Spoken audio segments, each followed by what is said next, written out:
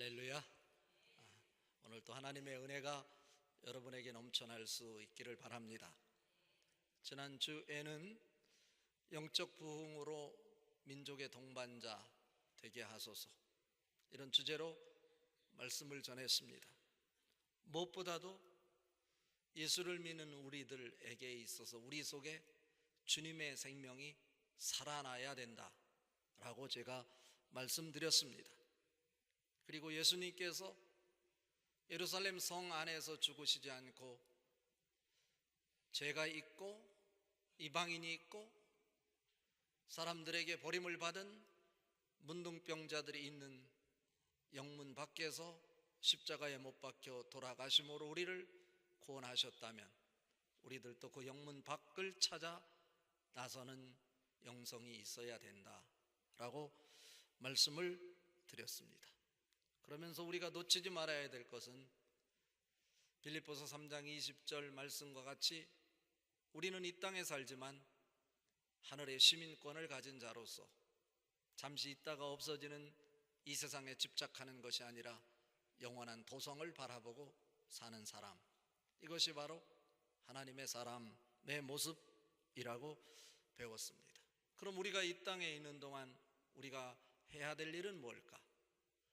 찬미와 그리고 선을 행하는 나눔의 제사를 드리는 것이다 라고 말했어요. 찬미와 선을 나누는 나눔의 제사가 바로 민족의 동반자가 될 수 있는 기초이다 라고 하는 것입니다. 오늘 역시 히브리서 같은 본문 내용이지만 앞뒤 문맥과 연관해서 오늘은 민족의 동반자가 되기 위해서 새해를 출발하는 우리들이 가져야 될 신앙의 기초가 무엇인지 오늘 본문 말씀을 통해 그 해답을 찾아보려고 합니다.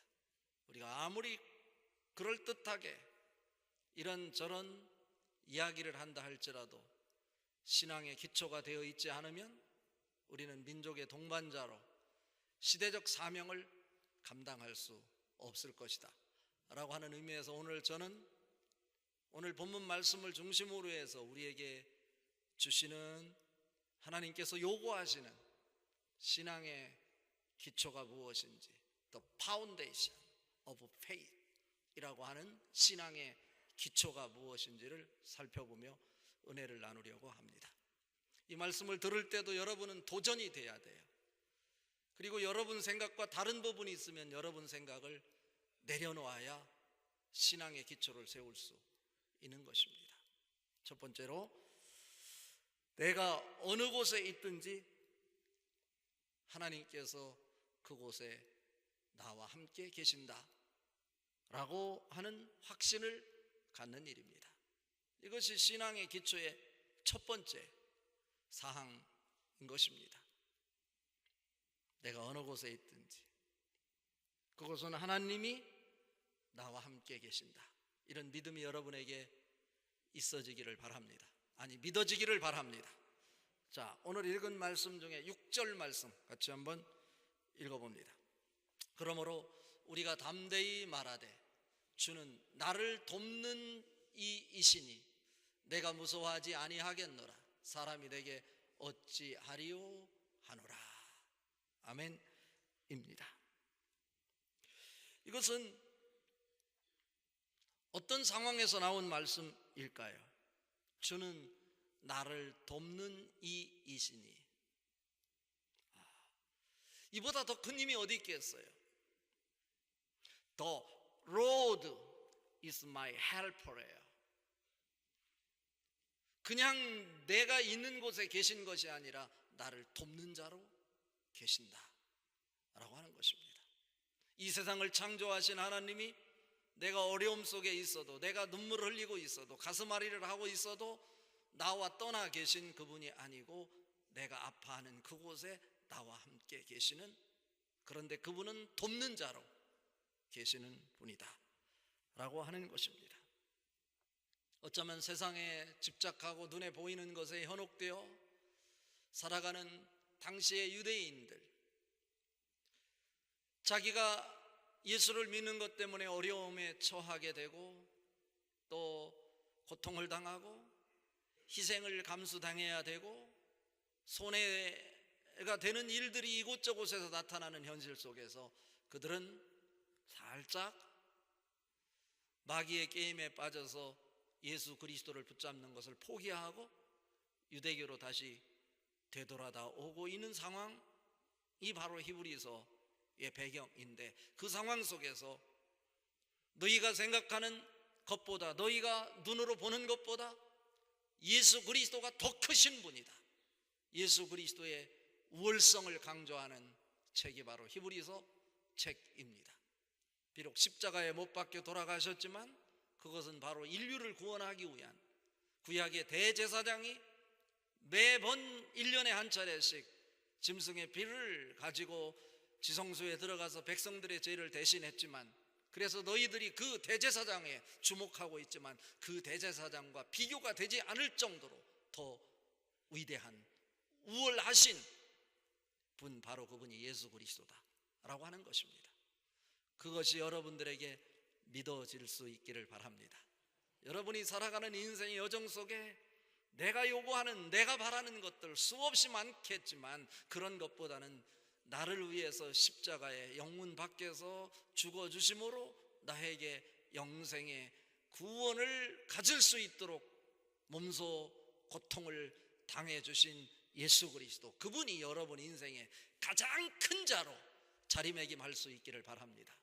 그런데 오늘 그렇지 않았던 것 같아요. 히브리서 기자가 바라본 당시에 흩어져 있는 기독교인들. 왜냐하면 속속 자기의 안위를 위해서 십자가를 포기하고 형식에 사로잡히고 자기들의 틀에 사로잡혀서 자기 것이 전부인 양 살아가고 있는 비겁한 유대교로 귀향하는 기독교인들. 자, 오늘 말씀은요 5절과 연관해서 읽어야 되는데, 5절이 무슨 말씀이냐면 돈을 사랑하지 말고 있는 바를 족한 줄로 알라라는 거예요. 그 얘기는 뭐냐면 눈에 보이는 돈에 집착하고 있었다라고 하는 것입니다. 있는 것으로 족한 줄로 알라. 이미 너에게 하나님께서는 필요한 것 다 채워주었는데 자꾸 왜 눈에 보이는 그냥 세상에서 가장 가치 있다고 생각하는 돈에 집착하고 사느냐. 나는 너를 돕는 자다. 내가 너를 버리지 아니하고 너를 떠나지 아니할 것이다 라고 말씀하시면서 주는 말씀이 나는 너를 돕는 자다 라고 말씀하는 것입니다. 이것이 여러분의 신앙의 기초가 될 수 있기를 바랍니다. 우리는 어쩔 수 없이 눈에 보이는 것 이렇게 현혹되면서 살아가고 있지만, 그런 상황 속에서도 우리가 번뜩 정신을 차려야 될 것은, 아하, 눈에 보이는 게 전부가 아니고 나에게는 나를 돕는 자가 계신다. 그건 내가 붙잡지 않더라도 그것보다 더 큰 것, 나의 하나님께서 내 곁에 서서 나에게 채워주실 것이다. 그 하나님 붙잡으면 그 이상의 것이 나에게 나타날 것이다. 그 상황을 뛰어넘는 beyond the all circumstance, 모든 상황을 넘어서는 이러한 신앙, 이것이 바로 신앙의 기초가 되어야 된다라고 하는 것입니다. 나를 돕는 자로 계신다. 이것은 시편 118편 6절 말씀을 인용한 거예요. 5절부터 쭉 보면요, 내가 고통 중에 여호와께 부르짖었더니 여호와께서 응답하시고 나를 광활한 곳에 세우셨도다. 여호와는 내 편이시라. 내게 두려움이 없나니 사람들이 내게 어찌할꼬. 이게 오늘 본문 말씀 시편 118편 6절 말씀을 인용하는 거예요. 여호와께서 내 편이세다. 나를 돕는 자 중에 계시니 그러므로 나를 미워하는 자들에게 보응하시는 것을 내가 보리로다. 여호와께 피하는 것이 사람을 신뢰하는 것보다 낫고 여호와께 피하는 것이 고관들을 신뢰하는 것보다 낫도다. 이것은 시편 기자가 고통과 신음과 아픔 속에서 고백하는 신앙 고백이에요. 내가 고통 중에 여호와께 부르짖었더니 여호와께서 응답하셔서 나를 많은 사람들 위에 세워주셨다는 거예요. 사람들은 눈에 보이는 것에 현혹되고 있지만, 그것 때문에 쓰러지고 있지만, 시편 기자는 그 모습을 바라보면서 사람을 신뢰하는 것보다 여호와께 피하는 것이 더 낫고, 높은 고관들을 신뢰하는 것보다 여호와를 신뢰하는 것이 더 낫다 라고 하는 이런 고백이 바로 오늘 본문 말씀과 연관해서 우리에게 주는 말씀이다 라고 하는 것입니다. 우리의 모습이 어떻습니까? 정말로 우리가 이 물음 앞에 자신 있게 아멘 답할 수 있느냐라고 하는 거예요. 여전히 우리들도 돈 앞에 쓰러지고요, 물질 앞에 흔들리고요, 사회적 권력 앞에 주눅들고요, 이것이 우리 현실이요. 그러나 오늘 이 히브리서 기자는 그런 현실 속에서라도 적어도 우리는 하나님의 사람으로서 천국 시민권을 가진 자로서 그것만이 전부가 아닌 그 중심에 우리를 돕는 하나님을 붙잡는 모습을 세상에 보일 수 있어야 되지 않겠느냐라고 가르쳐주는 말씀입니다.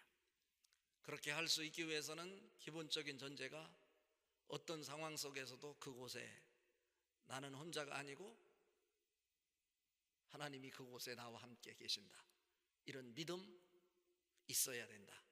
이게 신앙의 기초인 것이지요. 사무엘상 14장에 보면 사울 왕이, 이스라엘의 초대 왕이었던 사울 왕이 왕위로 즉위한 지 2년이 되었을 때 블레셋의 거대한 군대가 이 이스라엘을 침공해 들어오고 있었습니다. 믹마스라고 하는 곳에 캠프를 치고 있었는데 사울 왕을 중심으로 해서 이스라엘 백성들이 다 주눅이 들어 벌벌 떨고 있었어요. 왜냐하면 이스라엘은 철기 문화가 없었어요. 다시 말하면 철이 없었어요. 그냥 순수한 신앙으로 오직 하나님 바라보고 사는 사람들이 이스라엘 백성들이었어요. 이게 하나님이 통치하는 나라라고요. 그런데 블레셋은 철기 문화가 발달이 돼가지고 무엇을, 칼이 있고요, 창이 있었어. 이런 상황 속에서 이 블레셋은 이스라엘이 이 철을 수입하고 받아들이는 걸 용납하지 않았어. 다시 말하면 무기를 만들 수 없도록 만들었어요. 그들은 창과 칼을 가지고 3만 명이나 되는 거대한 병사를 거느리고 이스라엘 백성들을 에워싸고 있었고, 사울과 그를 따르는 자는 전부 계산해 보니까 600명밖에 없었다고 성경은 기록하고 있어요. 이때 사울의 아들이었던 요나단이 호련히 자기의 병사 하나를 데리고 블레셋 적군으로 침범에 들어가는 장면이 소개가 되고 있어요. 어떻게 그런 일이 가능할까요? 3만 명 앞에 600명 전쟁을 해봐야 게임이 되지 않아요.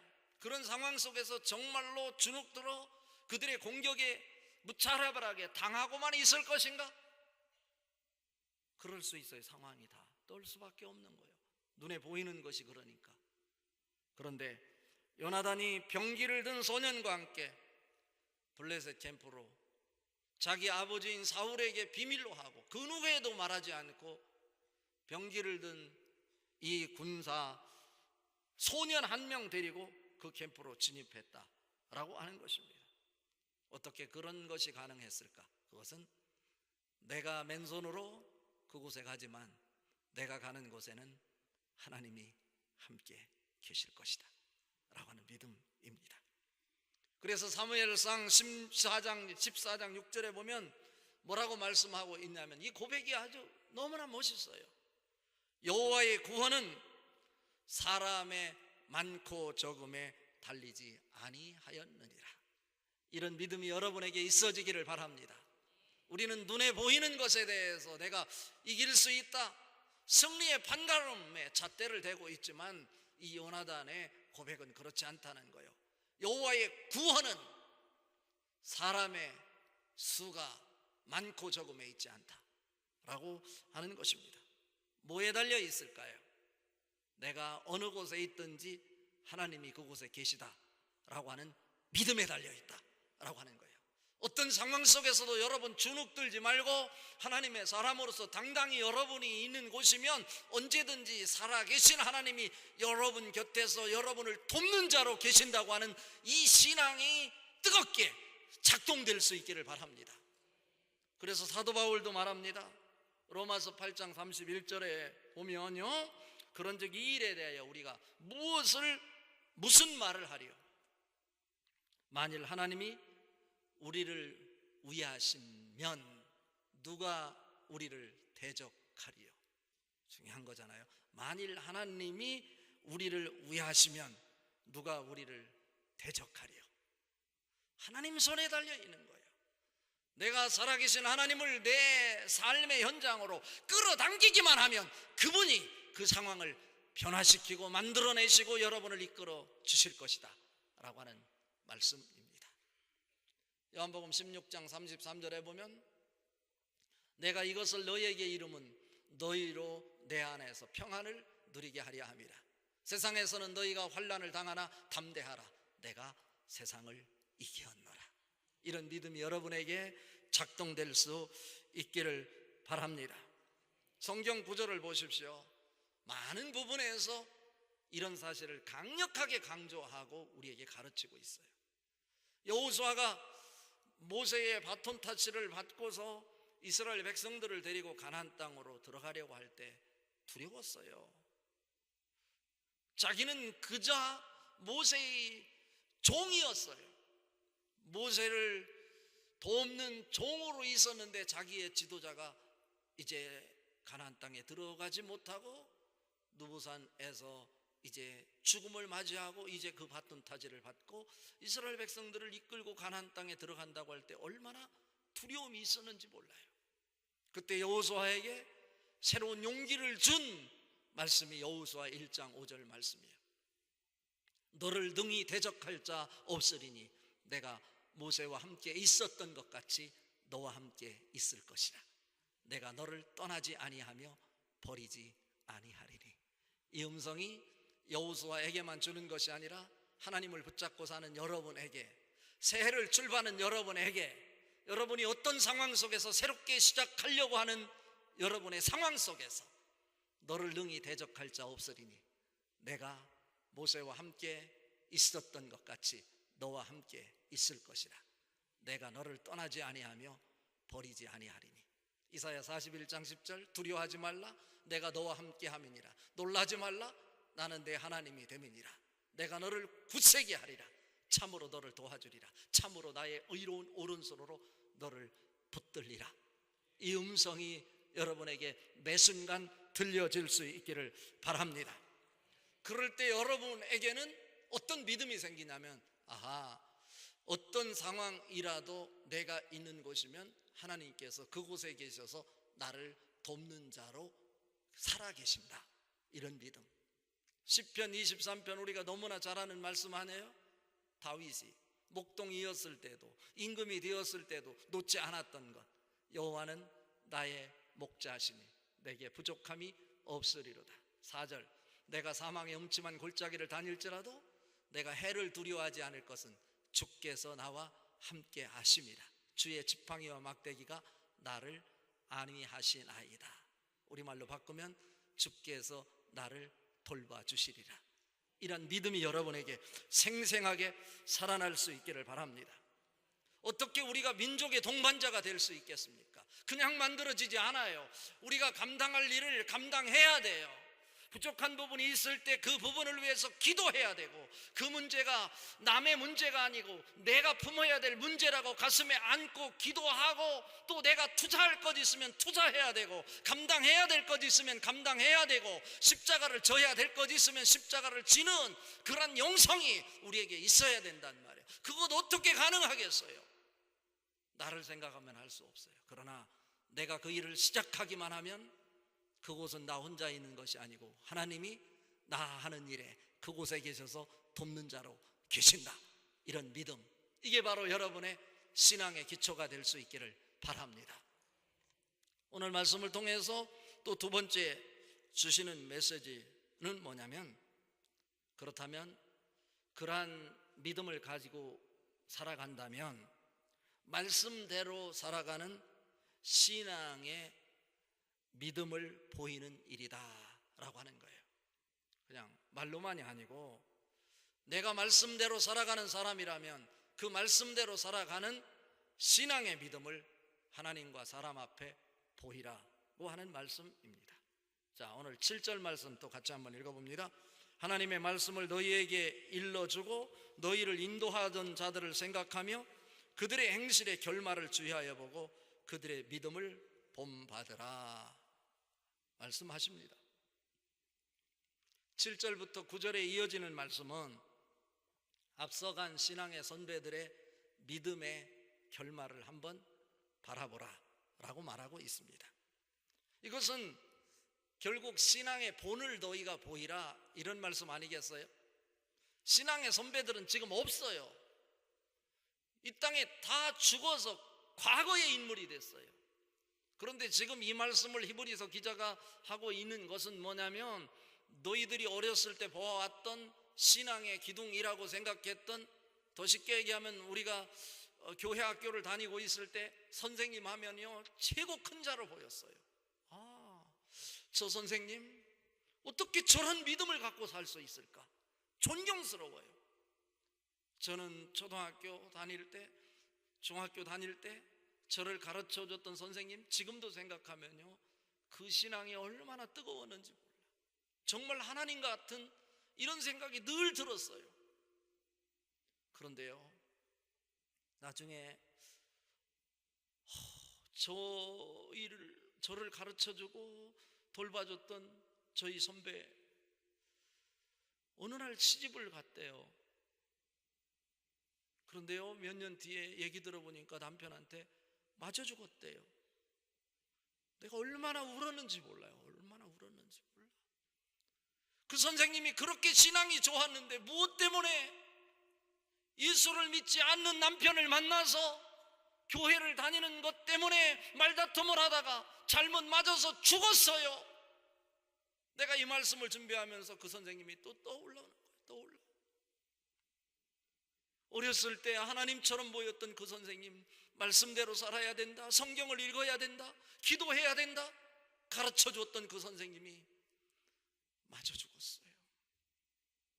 그럼에도 불구하고 지금 저에게는 존경스럽고 거룩하게 보이는 이유는 그 선생님이 저에게 주일마다 교회에서 하나님 말씀으로 가르쳐줬고 저를 위해서 기도해 줬던 그 모습이 너무나 존경스럽고 세상 사람과는 다른 하늘의 모습같이 느껴졌기 때문에 그런 것입니다. 이 얘기를 왜 히브리서 기자가 지금 말씀하고 있는 것일까요? 여기서 본받으라, 너희 신앙의 선배들이 믿음을 지켰던 그 결말을 보고 또 보라 라고 오늘 말씀하고 있는데, 그 믿음을 보고 그 믿음을 본받으라. 여기서 본받으라 라고 할 때 헬라어로 미메이스데 라고 하는 이 단어를 사용하고 있는데, 이것은 현재 명령형이에요. 현재 명령형이라고 하는 것은 뭐냐면 이 지금 너가 갖고 있는 것을 계속 지켜나가야 된다라고 하는 것을 강조하는 이런 용법이라 이것입니다.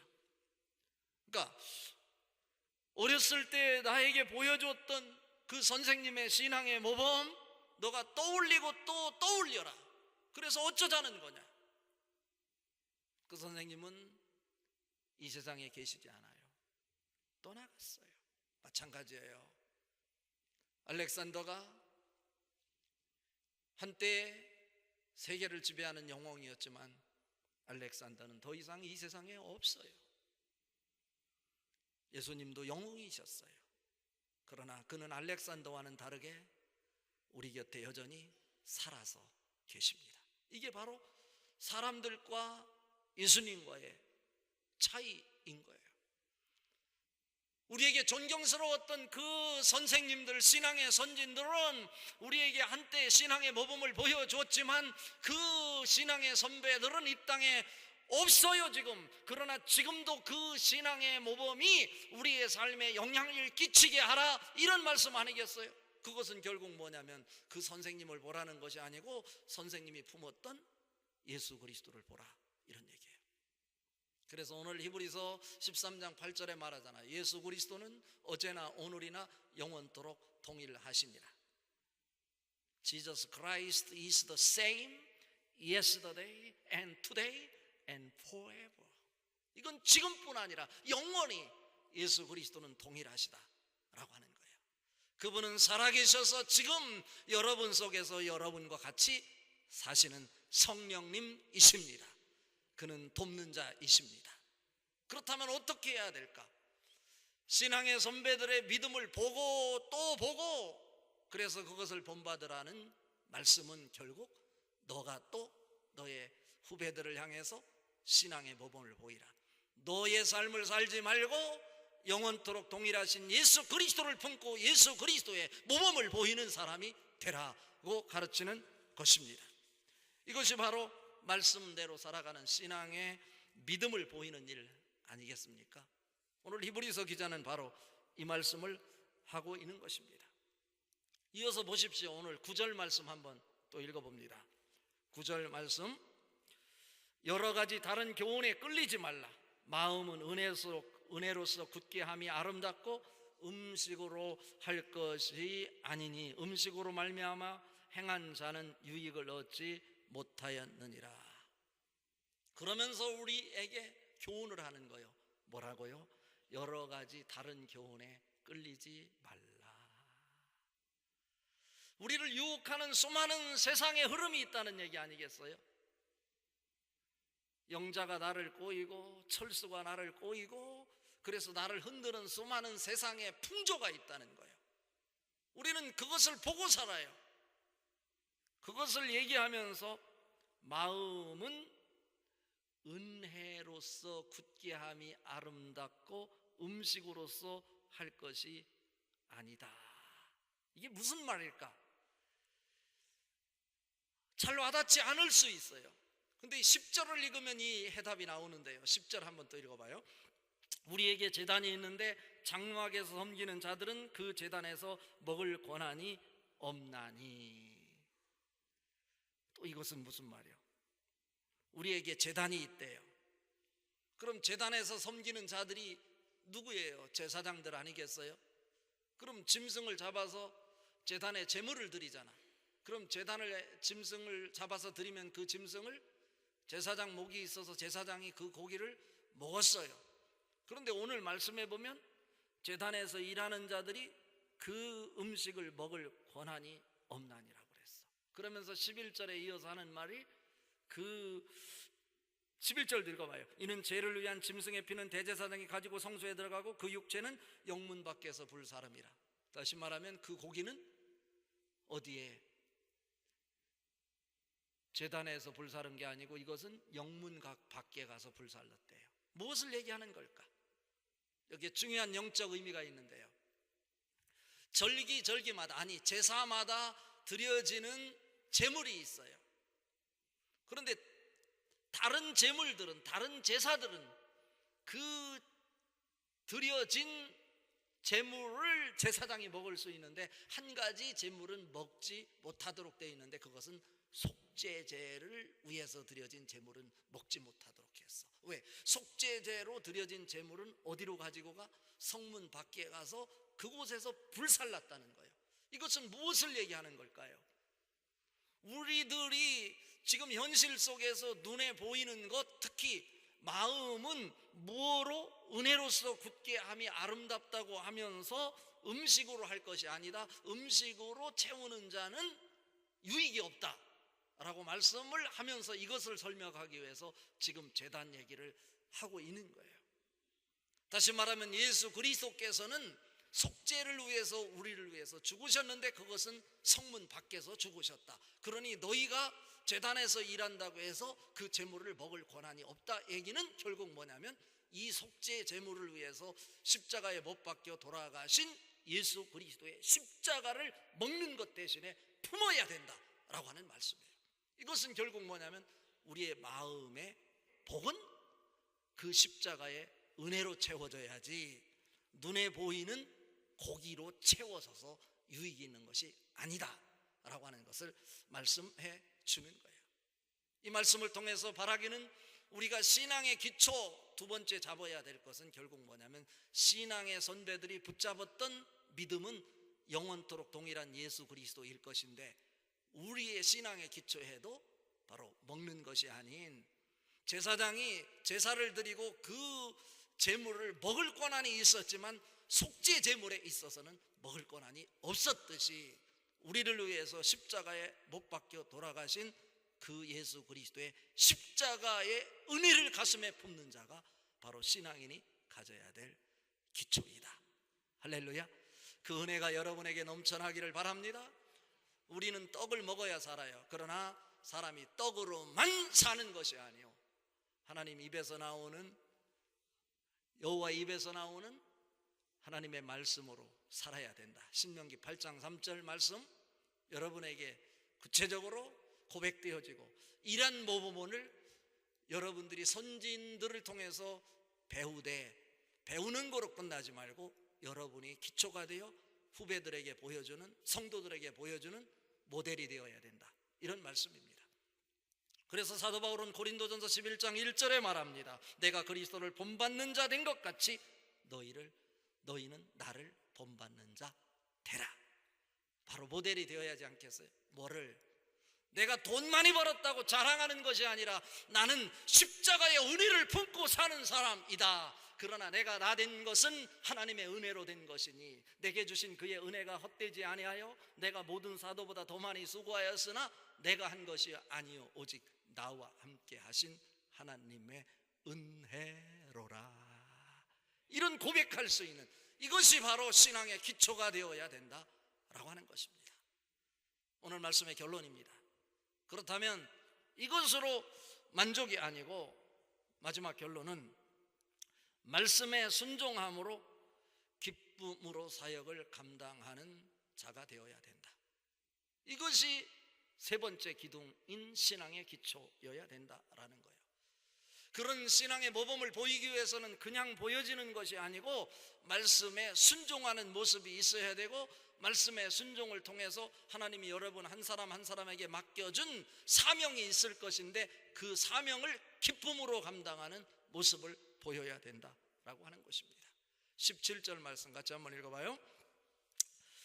너희를 인도하는 자들에게 순종하고 복종하라. 그들은 너희 영혼을 위하여 경성하기를 자신들이 청산할 자인 것 같이 하느니라. 그들로 하여금 즐거움으로 이것을 하게 하고 근심으로 하게 하지 말라. 그렇지 않으면 너희에게 유익이 없느니라 말씀하고 있습니다.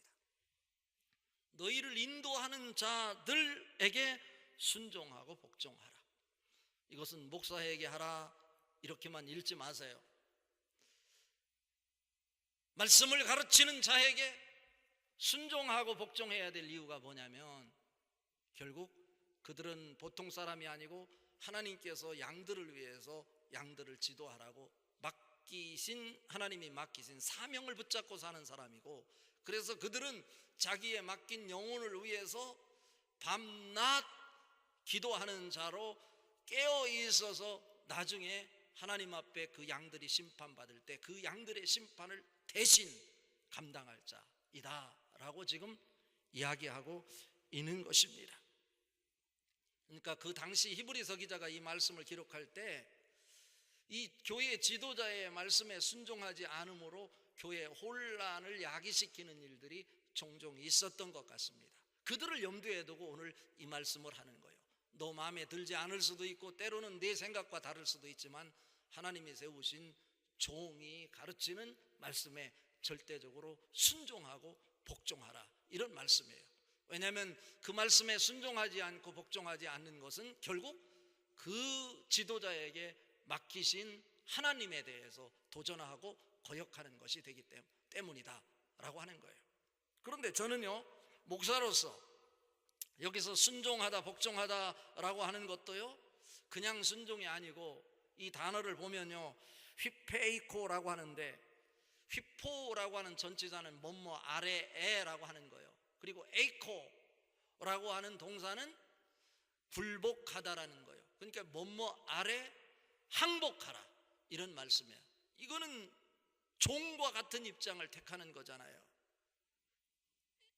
이 말씀은 결국 또 무엇을 강조하고 있냐면 현재 명령형으로 사용됨으로 인해서 한 번만 굴복하는 것이 아니라 계속 완전히 굴복하는 상태에 있어야 함을 가르치는 거예요. 사람에게 굴복하라는 얘기 아니에요. 하나님이 주신 말씀 앞에, 그 앞에 항상 굴복하여 그 굴복하는 상태가 지속되어야 한다고 하는 것을 우리에게 가르쳐주는 말씀인 것입니다. 그 이유에 대해서 그는 양떼를 위해서 늘 깨어있을 뿐 아니라 양들에 대해서 주님께 직접 책임을 호소하는 사람이기 때문이다 라고 하는 것입니다.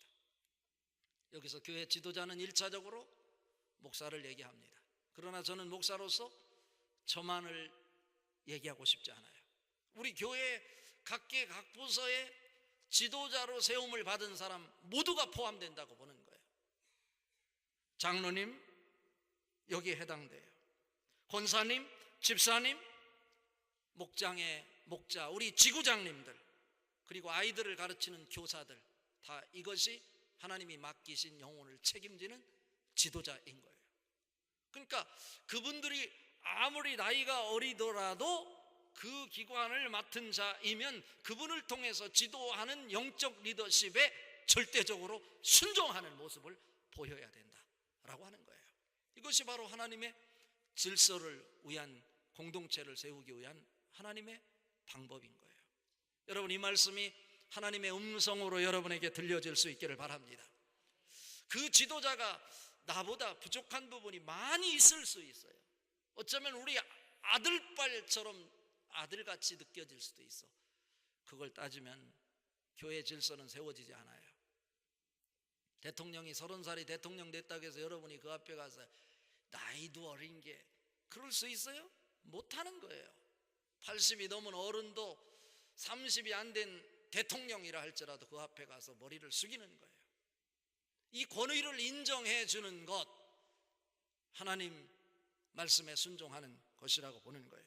그것이 전제가 될 때 무엇이 되냐면 사역을 기쁨으로 감당할 수 있게 된다라고 하는 것입니다. 그렇다면 여기서 우리는 영적 지도자로서 우리에게 맡겨진 양과 사명에 대해서 책임감이 있어야 하는 것입니다. 그렇다면 영적 지도자로 갖추어야 할 덕목이 무엇일까? 저는 이 말씀을 묵상하면서 우리 모두가 갖추어야 될 것이 있다라고 하는 거예요. 말씀에 순종하는 모습 속에서 사명을 감당하되 기쁨으로.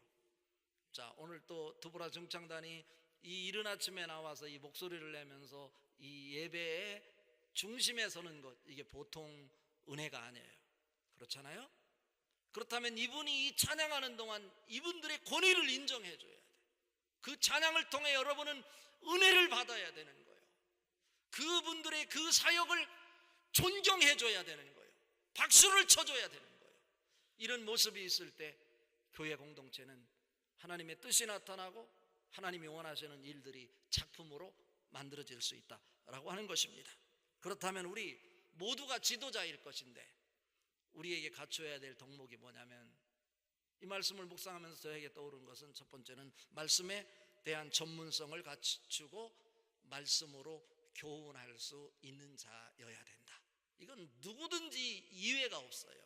왜냐하면 우리는 말씀을 통해서 하나님 마음을 읽을 수 있기 때문에, 하나님의 음성을 들을 수 있기 때문에 그래요. 모두가 여러분 하나님 말씀을 가까이 하시고 그 말씀에 대한 전문성을 갖추시고 세상의 지식이 아닌 하나님의 말씀으로 성도들을 가르치고 교훈할 수 있는 자리에 설 수 있기를 바랍니다. 또 하나는 영적인 전문성이에요. 영생과 천국에 대한 확신이 있어야 돼.